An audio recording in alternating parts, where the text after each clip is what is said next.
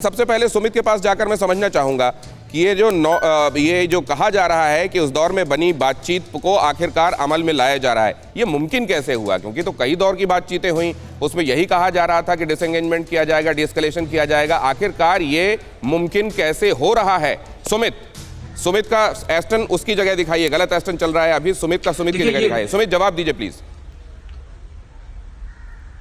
देखिए दिनेश, सबसे महत्वपूर्ण बात यह है कि 9वें राउंड की बैठक जनवरी के आखिरी हफ्ते में हुई थी। तब दोनों तरफ से दोबारा से बातचीत करने को लेकर सहमति बनी। दोनों तरफ से कहा गया कि डिसएंगेजमेंट करे। दरअसल चीन इन हाइट्स पर कभी नहीं बैठा। चीन के लिए सबसे बड़ी दिक्कत थी कि वो इन हाइट्स पर इन डिफिकल्ट टेरेन में सिर्फ मॉनिटरिंग करता था अपने कैमरास की मदद से या फिर अपनी एयर पेट्रोलिंग की मदद से। कभी भी उसने वहां पर अपनी टेम्पररी या अपनी परमानेंट पोस्ट नहीं बनाई। अभी दूसरा जो सबसे इंपॉर्टेंट बात वो ये है कि भारत के साथ लगातार बातचीत में चीन की रक्षा मंत्री की तरफ से या फिर उनकी तरफ से कल ये बयान आया कि हम डिसएंगेज में कर रहे हैं, हम हैवी व्हीकल्स और आर्मर्ड जो है यानी टैंक जो है वो कई इलाकों से हमने पीछे खींचे हैं। लेकिन दिनेश, अभी भी चीजें बहुत, आप इसको बहुत बड़ी बढ़त या फिर आपको इसको बहुत बड़ी खबर हम नहीं कह सकते, क्योंकि पिछली बार भी चीन ने कुछ अपने हैवी व्हीकल्स को पीछे खींचा था लेकिन फिर दोबारा से आगे ले आया था।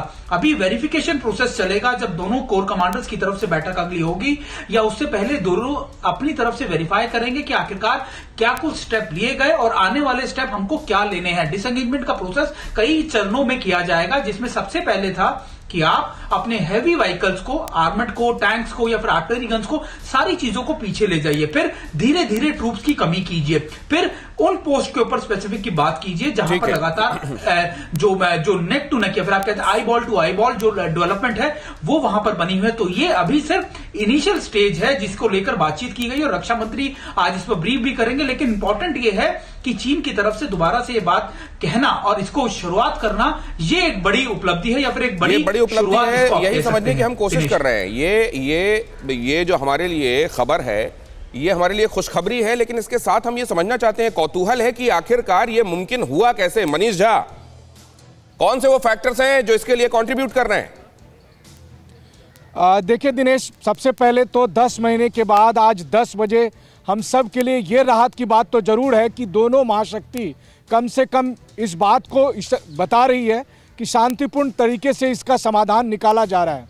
और उस कड़ी में अगर आप याद करें तो 24 जनवरी को जब 9वें राउंड की कमांडर लेवल की बातचीत के बाद भारत और चीन का संयुक्त बयान आया था, तो उसकी जो लाइन थी, उसकी लाइन ये थी कि दोनों देशों के बीच जो बातचीत हुई है वो बहुत ही पॉजिटिव थी, कंस्ट्रक्टिव थी और प्रैक्टिकल अप्रोच के साथ थी, जिसकी वजह से दोनों देशों के बीच जो ट्रस्ट है वो बहुत ज़्यादा बढ़ा है।